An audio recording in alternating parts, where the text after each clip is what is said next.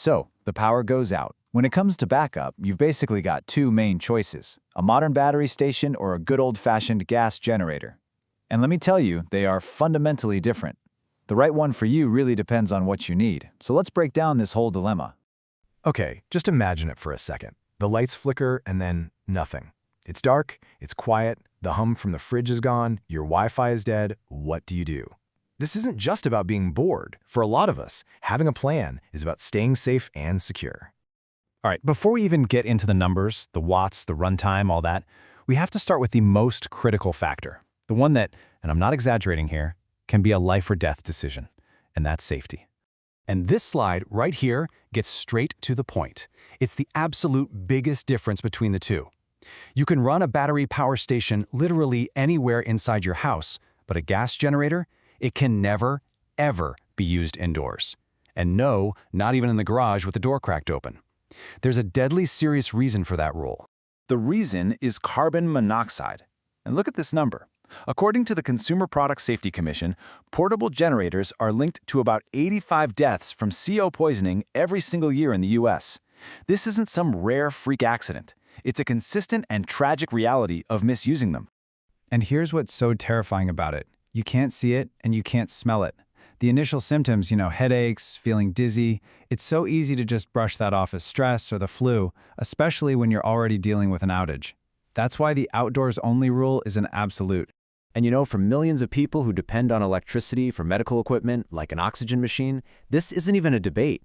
Having the ability to safely power life-saving gear right next to your bed, inside your home, makes a battery station the only real choice.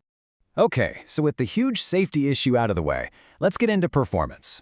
This is where the trade-offs get really interesting, and it's where gas generators have historically had the upper hand. Just raw, brute force power and seemingly endless runtime. This chart lays it all out.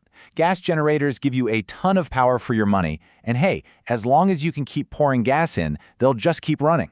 Battery stations, on the other hand, have a set runtime based on their size. But, and this is a big but, you can recharge them from a wall outlet, your car, or even the sun. That's some serious flexibility.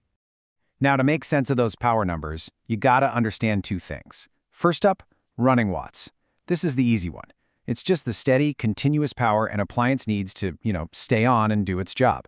Think of a light bulb or your TV. And this is the one that trips everybody up. Surge watts. The best analogy is trying to push a heavy car. That first shove takes a massive amount of effort, right? Motors in things like fridges and power tools are the same. They need a huge jolt of power for just a split second to get going. And here's a perfect example from your own kitchen. Your fridge just hums along, maybe sipping around 200 watts. But when that compressor needs to kick on to cool things down, bam, it can demand double that power for an instant. So your power source has to be able to handle that surge, or the fridge just won't start.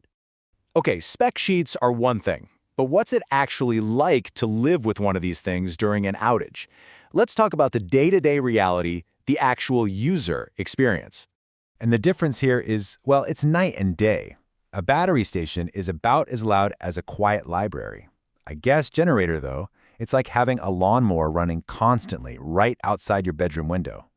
And because of how decibels work, 75 isn't just a little bit louder than 45. It sounds way, way louder.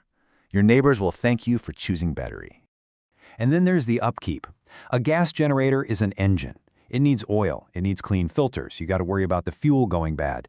It's work.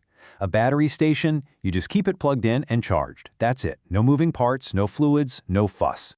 So you might be thinking, okay, I like the quiet, safe battery, but I also need the massive power of a generator. Well, guess what? You don't actually have to choose. The most prepared people use both. Here's the pro strategy for a long outage. During the day, you run that noisy generator outside. It powers your whole house, and at the same time, it's topping off your battery station. Then, when it's time to go to sleep, you shut the generator off, enjoy the peace and quiet, and run your essentials like the fridge and medical gear off the silent, indoor-safe battery. It's truly the best of both worlds. So after all that, what's the verdict? Which one is right for you? Honestly, there's no single winner here. It completely 100% depends on your specific needs.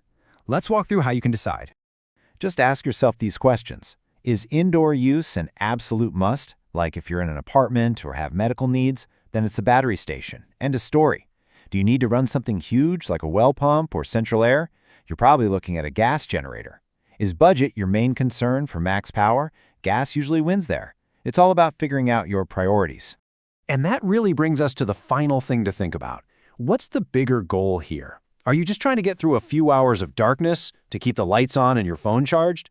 Or are you thinking bigger picture? Are you trying to build a system that gives you real resilience, real independence from a grid that seems to be getting shakier all the time?